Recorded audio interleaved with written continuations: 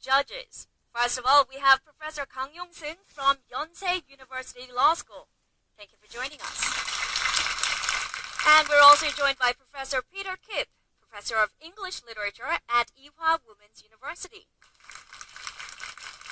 Last but not least, we're also joined by Akira Kato, the champion of the English Parliamentary Debate Tournament in Japan.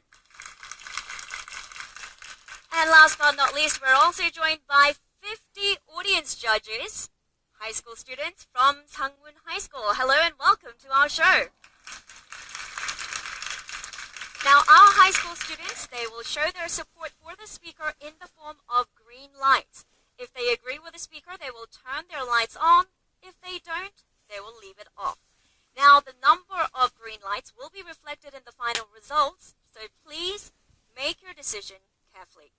All right, without further ado, let's go out and check the motion for today's debate. What would it be like if governments provided an unconditional sum of money to all citizens regardless of income or property owned? That way, we can spread the wealth in our society, thereby reducing the growing inequality across the world. However, some say that recipients might lose sight of the value of hard work, which is one of the most noble and treasured aspects of life. Will a universal basic income provide a more secure and substantial safety net for all people, or impede national development? This House believes that governments should provide a universal basic income. As you just saw in the video, the concept of universal basic income is about providing a fixed cash grant to every citizen, regardless of their employment status or wealth. Now, with a new government here in Korea, this issue has once again come to the surface, so let's see what our students have to say on the matter. First up is the Prime Minister. Please step forward to the podium. You may begin at the sound of the beep. Honorable judges and audiences, this is the Prime Minister of the House, and this House believes that the government should provide a universal basic income. In 2017, Finland started an economic experiment which provided 2,000 people a minimum income for 2 years.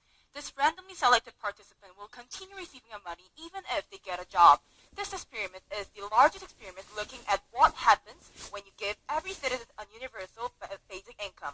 This policy is gaining support around the world from Silicon Valley to India. Since the global financial crisis in 2008, many experts view this universal basic income as the best way to solve economic inequality and promote overall wealth of the society. And this House also believes that the government should provide a universal basic income to every nation.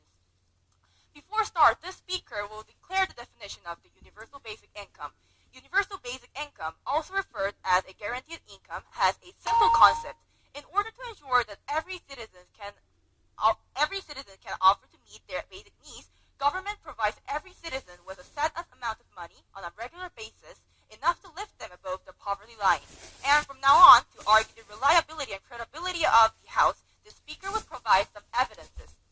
First, UBI, the Universal Basic Income, provides a foundation to overcome economic inequality to citizens and moreover promote the overall economic level of the society. Influential 20th century economists Milton Friedman and Friedrich Hayek claimed that UBI is a best way to elevate poverty in a government level. The assurance of a certain minimum income for everyone is not only a legitimate protection against the risk common to all, but also an opportunity to reduce the governmental tax spending. To make it clear, what we are arguing is not about fully eliminating the gap between rich and poor. Our claim is that UBI will be an open door and an opportunity to the people who are trying to make a new start of their life. No, thank you. And the point is that we are starting to argue about the long-term benefit of this policy, and the logical fallacies of the mere estimate of the experiment and the hasty generalization cannot be accepted as a credible evidence. Also, the UBI can eliminate nearly all kinds of the government-provided net welfare policies like unemployment subsidies, Medicare, and so forth. These programs involve a tremendous amount of the government spending that is purely administrative in nature and economically extremely counterproductive. Currently, the U.S. is spending $1,100 billion of them fund in welfare, and UK is using 33% of the annual budget. So, providing UBI can eventually save huge amounts of the tax and give a chance to use those saved tax in more useful fields like national defense,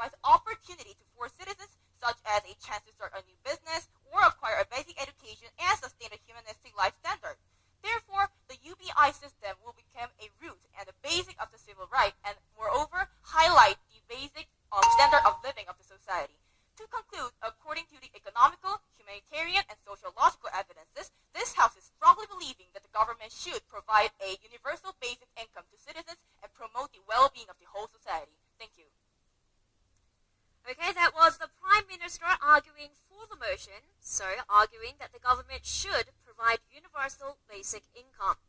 So how persuasive was the Prime Minister? Let's find out. Please switch your lights on if you agree with the speaker. We'll count how many lights have been switched on out of 50. Okay, I see 20 out of 50 lights have been switched on, so this means that just under half of our audience judges agree with the Prime Minister.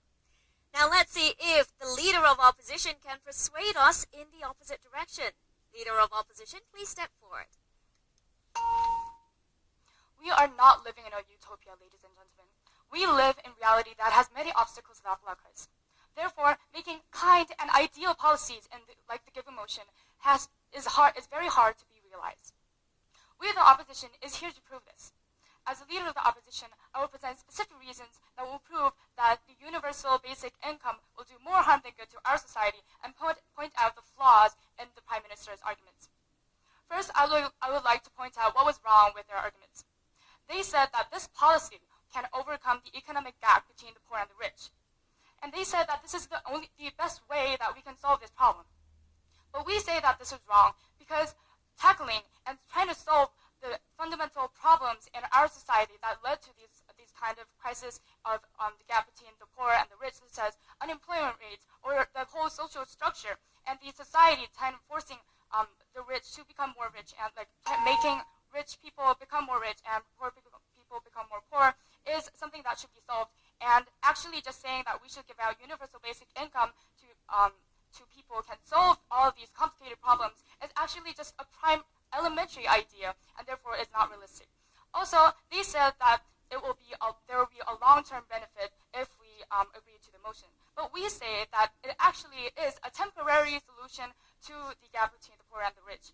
Because with this motion, if we agree to this motion and let this policy happen for years to come, that means that we have to deal with the increasing cost of food and housing.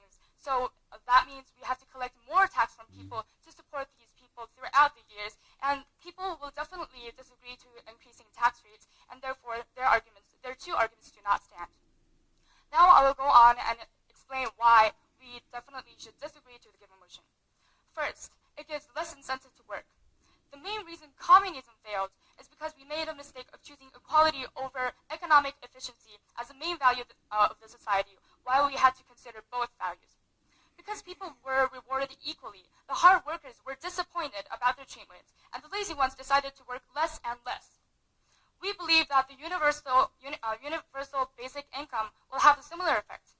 Some people might think that communism is a more dramatic example, but what it has in common with the universal basic income is that with people that receive income without working harder than others, people will feel less and less responsible about their role and duty in their country, and will not feel the need to work hard because they feel stable. And also, with the financial problem we have to face, such as increasing unemployment rate, it is becoming harder for ordinary people to open their wallets to pay taxes. And this is why we believe that it is actually hard to get the money for this policy. This is our second reason. And because the financial resources we need to provide the universal basic income is a plan that only can happen in a utopia, doesn't fall from the sky.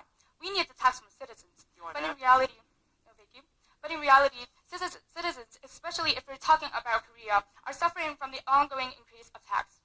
According to a study from the OECD, in 2015, Koreans have suffered from paying 25% more of money compared to 2010, which was 5 years ago. This financial problem makes people more harder to open their wallets, and especially because the universal benefit basic income means that we need to provide every citizen with enough money to live, meaning that at least 100,000 won for everyone. The tax that is imposed will inevitably be largely increased, and many people will definitely disagree on this motion. Therefore, the proposition's arguments do not stand, and we should definitely disagree to the given motion. Okay, that was the Leader of Opposition arguing against the motion, therefore arguing that the governments should not provide universal basic income. So let's see if the leader of opposition did a good job at persuading our audience. Let's see how many of our lights have been switched on. So the leader of opposition received 31 out of 50 lights. This means that the leader of opposition did a better job